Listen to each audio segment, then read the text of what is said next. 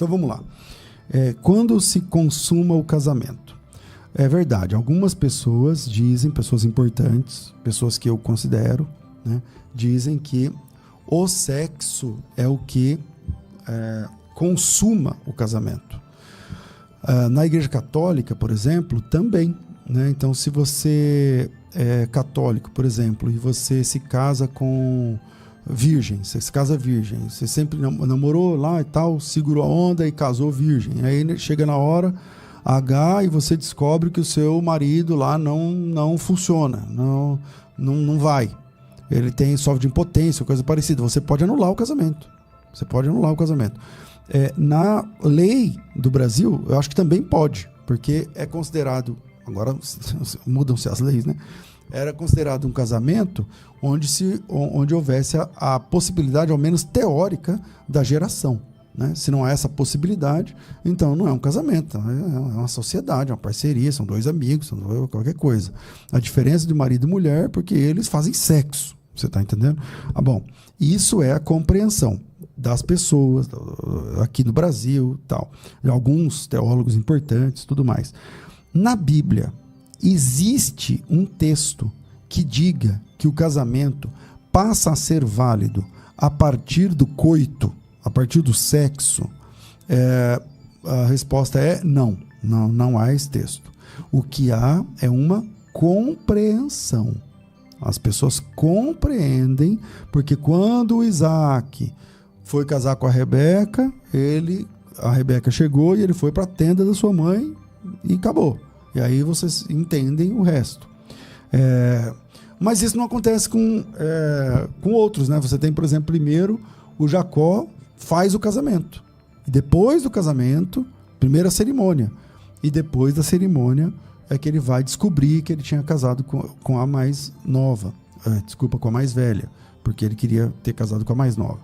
Então, o fato lá do Isaac não é, para mim, uma base doutrinária segura.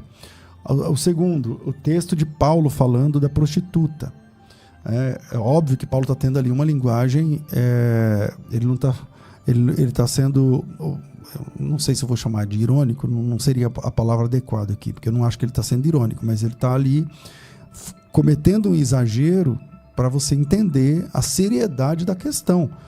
Não é porque você caiu em pecado e esse pecado é a prostituição, que a partir de agora você, diante de Deus, se tornou uma só carne com aquela mulher. Então, se você é uma só carne com ela, então você pode casar.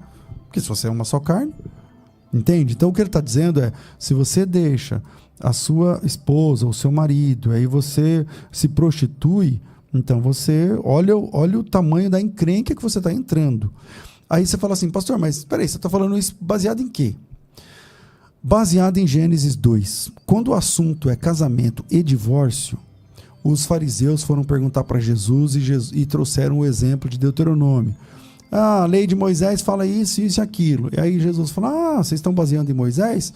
Tá, vamos em alguém mais antigo do que Moisés, que vem antes de Moisés. Vamos ver o que Deus falou no primeiro casamento. Vamos para o primeiro casamento.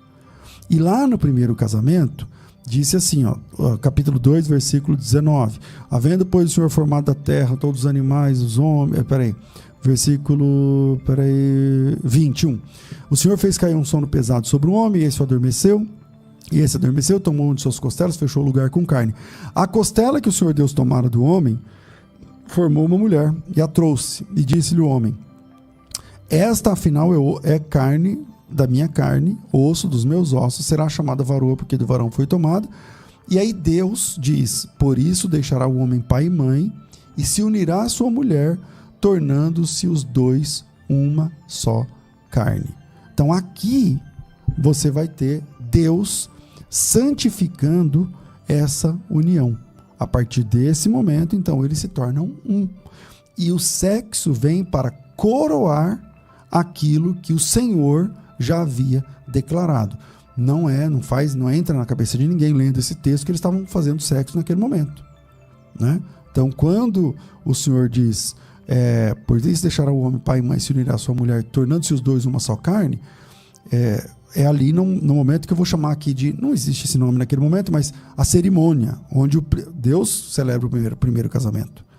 tá? Pastor, mas ali eu acho que é o sexo, sim, porque tornam-se os dois uma só carne. Não é só quando acontece isso, não é só no ato sexual. Olha, no ato sexual devo confessar que sim, mas essa questão de os dois tornando-se uma só carne, ela é ontológica. Por exemplo, em Gênesis capítulo 5, está escrito assim, prestem atenção aí, prestem atenção. Não sei se é muito trabalho, Cláudio, mas será que de vez em quando dá para colocar o texto que eu estiver falando? Porque às vezes é muito importante que a pessoa veja o texto, porque eu sei que muita gente está em casa, está, sei lá, em algum lugar, aí eu estou falando aqui o texto e a pessoa às vezes fala assim, não sei se isso é desse jeito que ele falou. Mas veja, está escrito assim na Bíblia, ó, Gênesis 5, esse é o livro da genealogia de Adão. No dia em que Deus criou o homem, à semelhança de Deus o fez, homem e mulher os criou, e os abençoou, e lhes chamou pelo nome de Adão. É uma informação interessante, não é? Gênesis capítulo 5, versículo 2.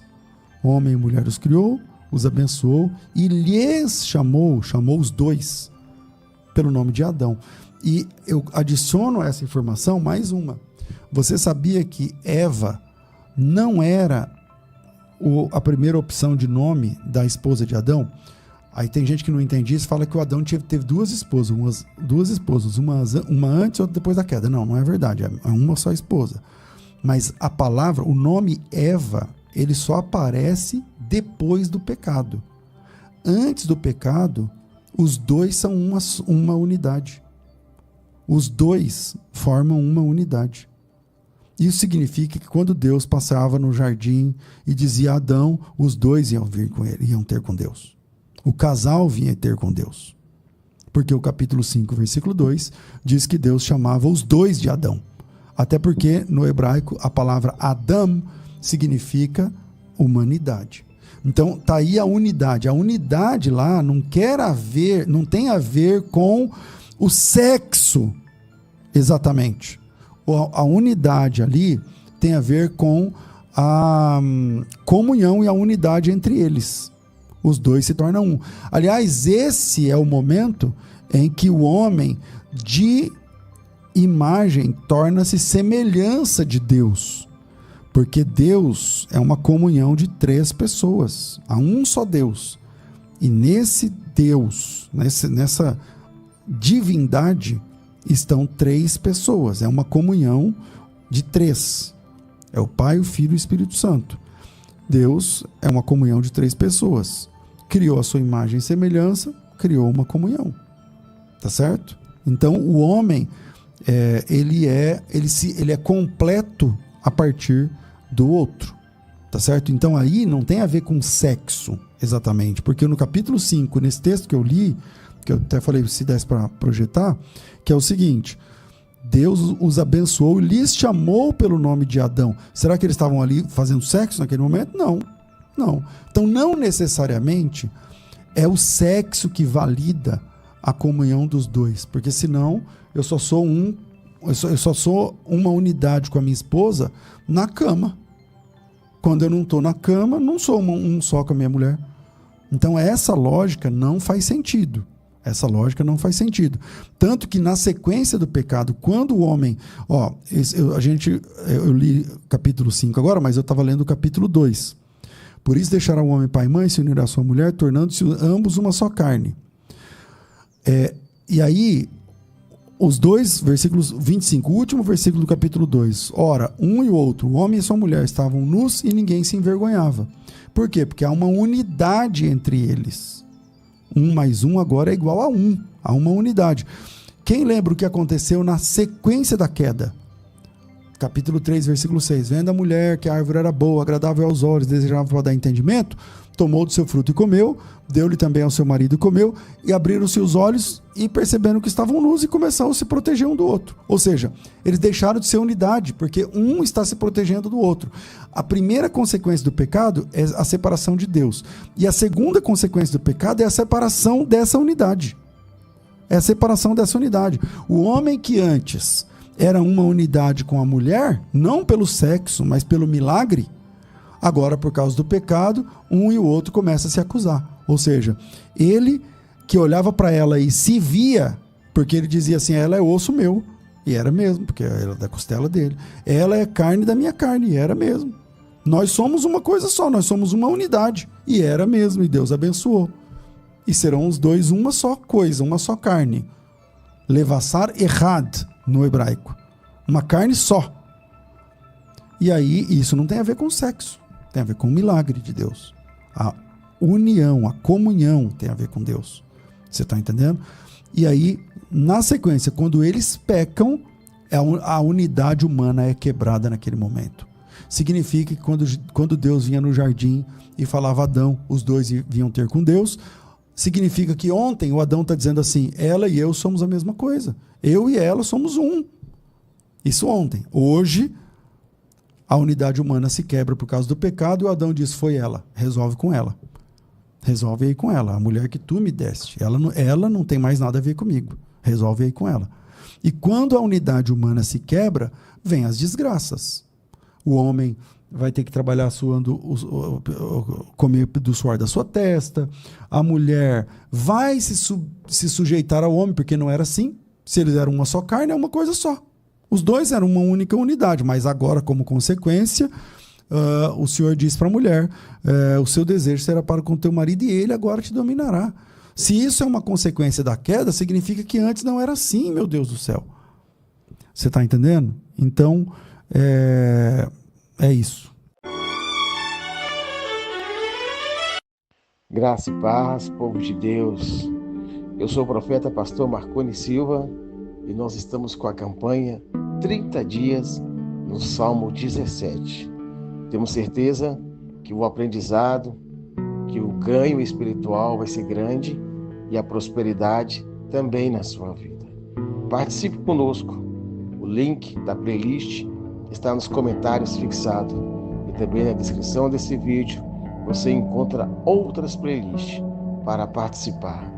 Venha mudar a sua vida e declare nos comentários de cada dia da campanha que você assistir, Deus muda a minha história. E eu tenho certeza absoluta que aquilo que você profetizou, com fé, eu determino em nome de Jesus que já está acontecendo. Campanha do Salmo 17.